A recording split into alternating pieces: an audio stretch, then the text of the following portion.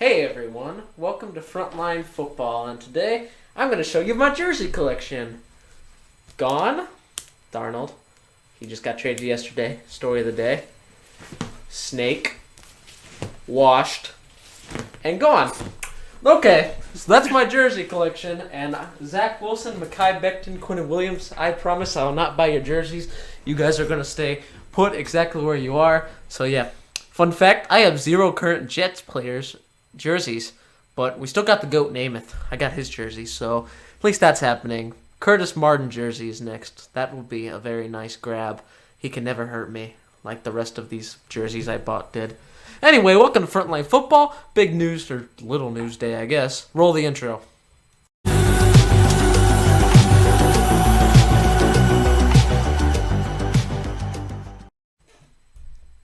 Well, Jack's jersey collection was pretty good. Maybe he should have gotten an Adam Gase jersey. Maybe he would have been gone sooner. All right. Well, my jersey collection's pretty nice too, but we're not going to show it because it's not complete. All right, Jack. Let's talk about Sam Darnold. Okay, first story of the day. Sam Darnold has been traded to the Carolina Panthers for a 6th this year, a 2nd next year, and a 4th this year. Since I'm the Jets fan, I'm gonna open us out, and we're gonna talk about, as usual, trades. 2 sides, who won, who lost, and that's what's gonna happen. First, Carolina Panthers. This was a good trade. I think it was a little much for Sam Darnold, but I don't mind as a Jets fan. You give a little extra value. Remember, they got Joe Brady, future head coaching candidate. They got Matt Rule. They got Robbie Anderson, his old friend. They got DJ Moore. They got CMC. They got a better line, and their defense is about the same level as ours. So, other than that, they have a significantly better offense. And another thing to keep in mind is Matt Rule nearly took the Jets head coach job about 3 years ago because of Sam Darnold.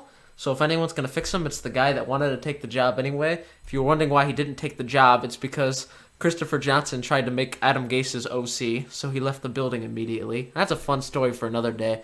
All right, let's get into the Jets side of this scenario. And this is good for the Jets, to be honest. Darnold was going to become a very expensive project. They clearly like Zach Wilson at 2, and they can build around a new QB and try not to kill him like we did the last one. Overall, you got good value for Darnold, 2nd-round pick for the 35th ranked QB last year.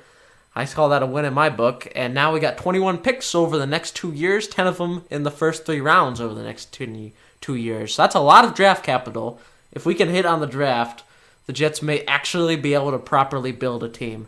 Key word is we have to hit on the draft, specifically with those picks, because there's a lot of them. Overall, I think the Jets won this trade, just because Sam Darnold still feels like a project to me, and a 2nd-round pick, a 4th, is a little hefty for a project, but I'm not complaining. But I do think Sam Darnold is going to be better in Carolina, but I'm not sure if he's going to reach that elite level. What are your thoughts on this, Zach? Well, I think that both of them won the trade. Carolina had to give a lot of, not too much, but they had to give a 2nd-round pick for Sam Darnold, which I think that is his value. He's not a first. But he's going to be a project. I think Teddy Bridgewater should start maybe until week 4, week 5-ish, because Sam Darnold, there's a lot of problems. We can't even start with his problems, or else this would be an hour-long video. But, Sam Darnold, good quarterback when he came into this league. Right now, I don't know if Joe Flacco outplayed him. If you're getting outplayed by Joe Flacco, then that's not good. I think Sam Darnold he'll have a good team that actually is kind of built around him. CMC is coming back, and he'll be fun to play. I don't think Cardinals play on this year, but do we? I don't know. CMC is back, so if Sam Darnold say he goes back to his college form, don't be surprised if the Panthers make it into playoffs and not win the division, but a few more years, Panthers will win the division if they do really well in free agency next year for defense and draft really good defensive players. So and then the Jets, they're gonna get Zach Wilson. The problems right now with the Jets, receiver, they have to find a number one option because I'm sorry, but Corey Davis doesn't seem like a number one option to me. Quarterback, then interior line, and then defense. All right, Josh. Okay, so I believe with this trade, it's too early to tell, but if all the cards fall in the correct order, everyone's a winner here. Because here's the thing, Sam Darnold, if you were looking on his Instagram, he was celebrating because he got out of New York. Now, I've never seen a player do that before, but I think we got to go over our first winner here because that was an okay segue into it. But let's go over and Sam Darnold. Sam Darnold gets to have a career renovation. He gets to be in a system that will actually give him multiple offensive minds, not just Adam Gase. Because if you remember in the Jets, it was Adam Gase, the quarterback, Adam Gase, the offensive coordinator, Adam Gase, the head coach. You won't really get many ideas when it's just Adam Gase coaching you with every little. Within Carolina, like Jack said, you have Matt Rule, who is known to be a great offensive mind in this league, and Joe Brady, who is probably going to be a head coach sooner rather than later. And even if Darnold works out, that will give him a better chance. But the backside of this deal is he has to play Tom Brady twice again. He played him as a Patriot, now he has to play him as a Buccaneer. And then next, we'll go over the Carolina Panthers. Yes, they did give a bit more value than probably they were intending to get. But they were in the race for Watson, but Watson had some issues in Houston. We will not discuss that on the show. So they couldn't get him yet, and they probably didn't want him because he would be bad press for them. But they got a good option in Darnold.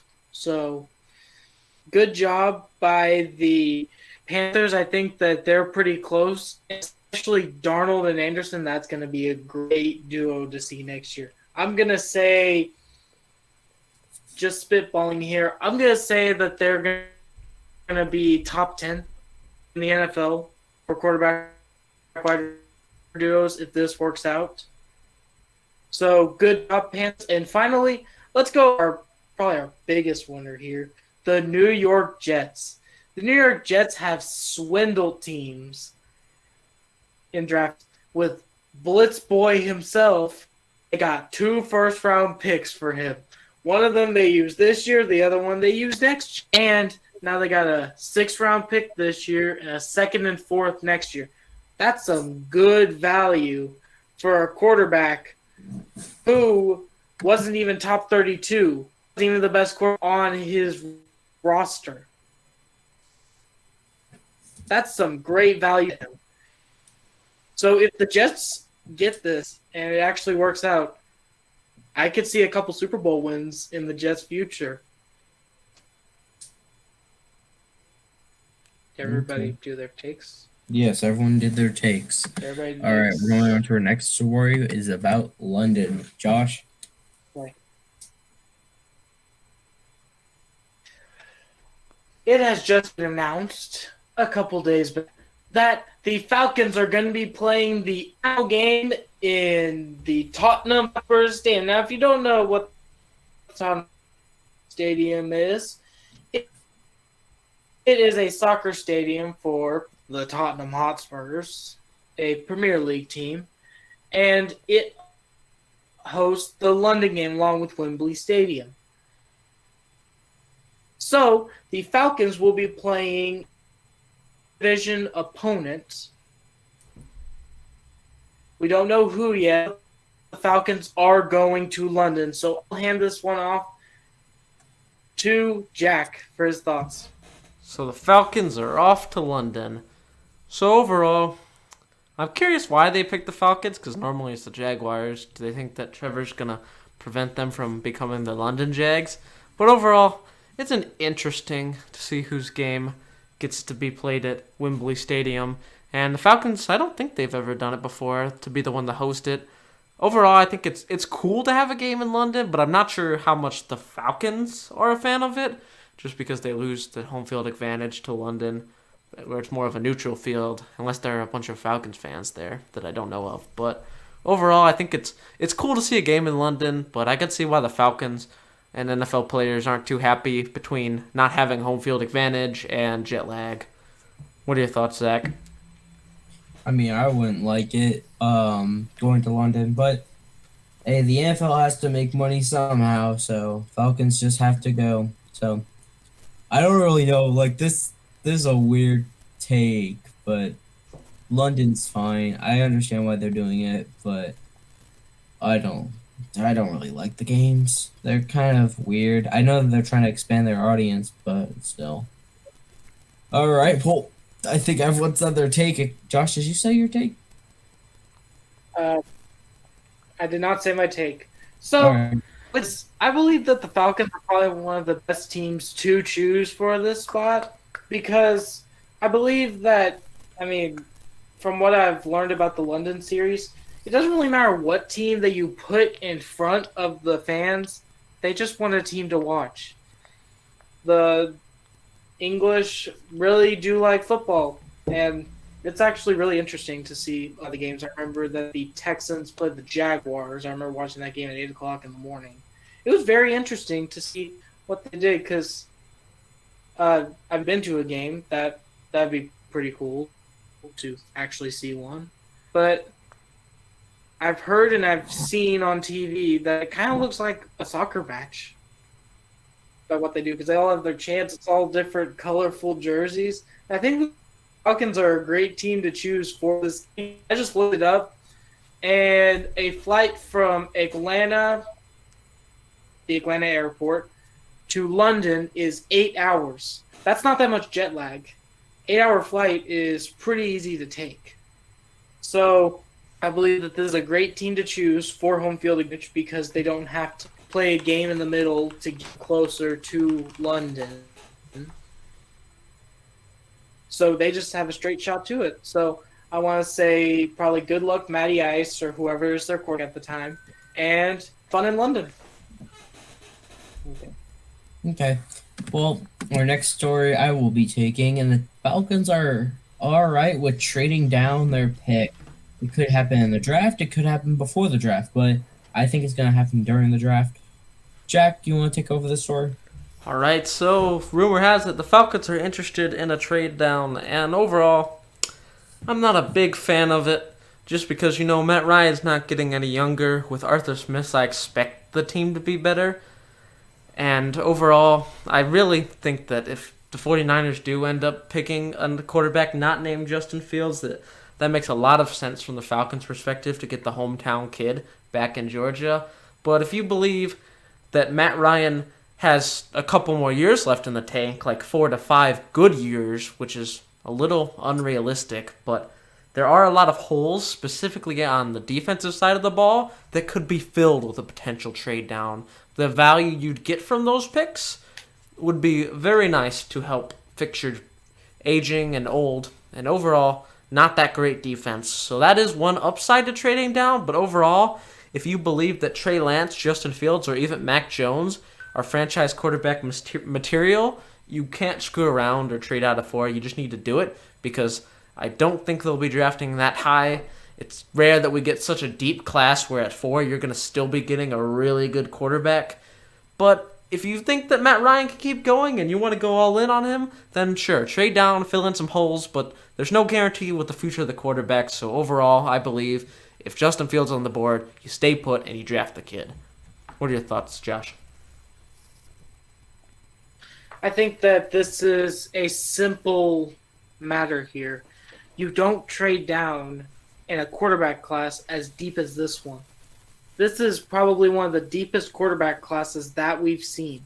And sorry to say it, Falcons fans, Matt Ryan is not going to lead you to a Super Bowl, not after 28-3. He is just over the hill, amazing career, probably going to be a Hall of Famer one day, but you have to face the facts. Every single team has to do this. It's very sad, but you probably won't get a class like this maybe ever again. This is a great class, and I think you need to take full advantage of this Falcons and probably get some value at the quarterback position. It could even be a project quarterback like Trey Lance. So get somebody at this quarterback position because that could probably really help you in the future. Zach, have you done your take? Nope. All right. Okay. Falcons, they could do this and be fine. They can get more draft capital, and they can just draft, I don't know, Kellen Mond, the guy out of Stanford, a project QB. They're not saying that they won't draft a QB this year. It's just they're saying that, hey, maybe we don't want one of these first-round guys like Justin Fields, Trey Lance, and maybe they're saying, hey, let's try with Kellen Mond or something, or they're trying to get more picks so their next franchise quarterback will have more options to throw to than Calvin Ridley and injury-prone Julio Jones.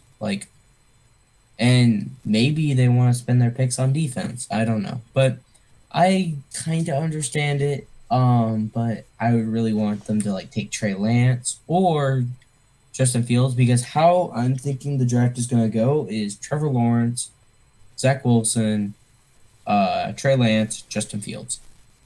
So, yeah, I think Justin Fields would be good for them. Trey Lance would have been good for them if Trey Lance goes to 4. So, yeah. Or they can be they could also draft Mac Jones. I don't like the move. I don't think Mac Jones is all that. But sure. If you want to take Mac Jones, you can do that. If you want to take Trey Lance, you can do that. If you want to take Justin Fields, you can do that. If you want to take Kellen Mond, which is the quarterback out of A&M, you can do that. Whatever you feel like is best for your team and will ever make your team better. So, yeah. All right. For now, we're talking about LA. Josh. Okay, so we have some news from the LA Chargers. This is via Bleacher Report and multiple other sources for this, but Dean Spanos is going to court with his sister because his sister is trying to get Mr. Spanos to sell the team. The whole point of this station is, or this lawsuit, is because the Spanos family has been in their trust fund. And I think for this year it was $350 million that they are losing. So his sister wants him to sell the team and really so then they can be able to have their trust fund from their father, Alex Spanos, who passed away. So I will hand this story off to Jack to start us off. So Dean Spanos is considering selling the team, eh? I think, personally, for the sake of the Chargers fan, he should. Because he's one of those owners that's a little toxic in the world. And he's has all sorts of issues that I don't want to get into. Like freaking what he did to San Diego. He moved the team. And apparently now he's in freaking debt. And it's just, Dean Spanos is a crazy dude. And I think for the Chargers' sake, moving off of him and getting a owner that can kind of just sit back and turn it on autopilot, let the football people run the football team instead of doing all the crazy stuff Spanos does, could be the best for people like Brandon Staley, head coach, Herbert, because they're building something special there in LA. They got a lot of interesting pieces moving forward that they're starting to put together, and if they can get their owner, a hands-off owner, they could be dangerous for the next decade. What are your thoughts on this, Zach? Well, I think his name is Dean Spanos, has been holding this team back for a long time because he's not cared about the team as much. They used to be the San Diego Chargers, and then they moved to LA because Spanos wanted a new stadium. But the San Diego, I don't remember, something in San Diego were saying, no, you can't have a new stadium. So he's like, okay, I'll move to LA. And now they're the forgettable franchise. of the LA Chargers. So, I don't really like Dean Spanos as an owner. He's probably one of the worst owners other than Jerry Jones, which he makes some very bad moves and yeah. But I think if he does, I don't know, what is it? Sell the team to another owner. I think the owner would actually care, number one, about the team, and then they would actually probably be winning and be like Super Bowl contenders because they're either really bad or really good. So, and right now they're in a really good situation. So, yeah. All right. Josh, have you said your take? I have not. So, this whole thing, it's now for a judge to decide if Dean Spanos' sister wins or Dean Spanos wins. So, I believe that the best option here is to probably sell the team because it sounds like from what I have heard from the sources is that they're in $350 million in debt right there in their trust fund. That is not a good look for an owner, especially somebody who owns 96.7 team. So I believe that if they want to sue somebody, I think that the best way to probably sell the team is find somebody who would love to move the team back to San Diego because, yes, San Diego is a smaller market, but the thing is the LA market does not care unless you are winning games. Last time I checked, the Chargers are mediocre, but LA doesn't like mediocrity. They have Lakers, the Dodgers, the Angels, and the Rams. They are not going to look at a mediocre team because they're on the rise. Now, San Diegans will love this team no matter what because it's the San Diego Chargers and it's their football team. They are some of the best fans that you could meet besides Bills fans and probably Jets fans. So you need to find somebody who will move the team back to San Diego because that's where they rightfully deserve to be.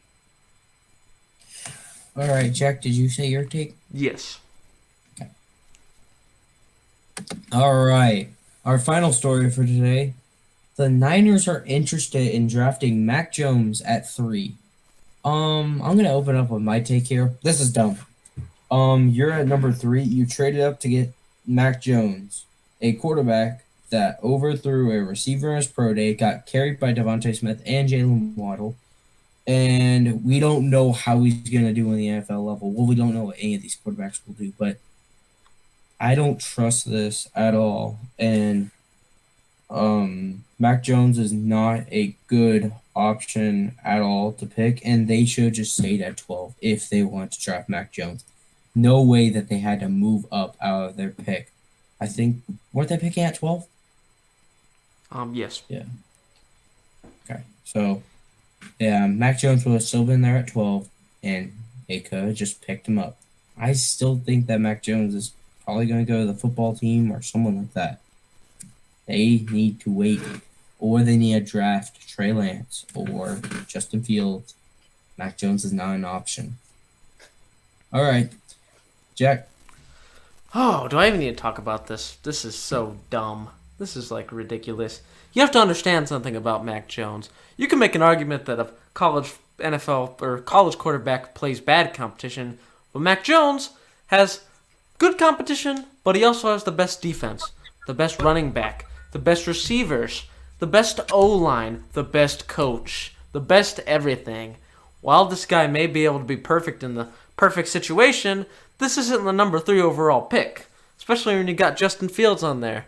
I'm going to call bogus on this story. I think it's just smoke to make people think, second-guess themselves. I believe that the Niners at this point, it's Trey Lance or Justin Fields.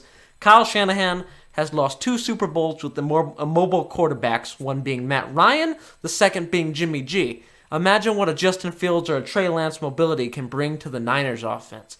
It's something he's probably going to want to try to implant into his game plan as it continues to evolve.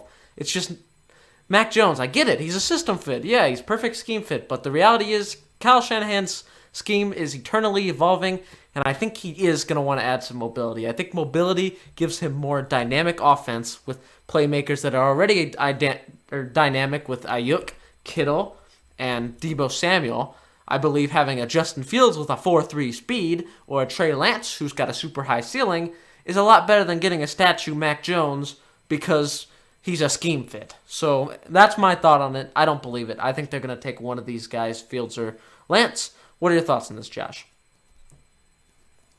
I think that, just like you said, I think that maybe these insiders are putting it out there and the Niners are trying to put this out there because they want to start to get people thinking about Mac Jones. And then some people going, oh, shoot, well, we should want to draft Mac Jones. Because if you saw his pro day, the Niners were there. He is an option. But I believe that they will go with somebody like Fields or Lance. Because, just like you said, that athleticism. Because you already have speedy receivers. You have the greatest tight end in the NFL right now in George Kittle. Imagine what mobility can do. Mobility can make bad teams look good. So this could probably make you guys a Super Bowl team. Like, not even – this is winning the NFC West outright. Like, not even competition if you get a mobile quarterback who works. Like, this is probably one of the best, and I don't think that you want a pocket passer in this type of system that seems to be very, I guess, West Coast oriented. And I think that it'd be cool to have that mobility on your team so then it can just give you that extra layer like every other quarterback besides Matthew Stafford. Well, even Matthew Stafford, he can run a little bit. But you have Murray, you have Wilson, you have Staff. All those are great quarterbacks. Stafford can run, he can run here and there. But Wilson and Murray, you are in a mobile division. If you can have a mobile quarterback to combat that, that's like NFC West champions, Super Bowl champions, and conference champions right there. Because you guys have a really good team. You just need to stay healthy and get somebody like a Trey Lance or Justin Fields in this draft. All right. Zach, did you say your take? Yes. Well, that does it for our video today. If you liked the video, what should they do, Josh? If you like what you saw here, don't forget to that like button, that subscribe button. Let me just do this one more time because that was a terrible hit. Hit that like button, punch that subscribe button, and turn on that notification bell. Can you turn on the notification bell? You can become our fan base. What's the Frontline Football fan base? It is the fan base that watches our videos and is up to all things NFL because I don't think a lot of major news stations are covering this story. But here at Frontline Football, we want to make sure that you, yes, you, the viewer right there, we want to make sure that you know every single thing that is happening in the NFL. We don't want to leave you in the dark on anything.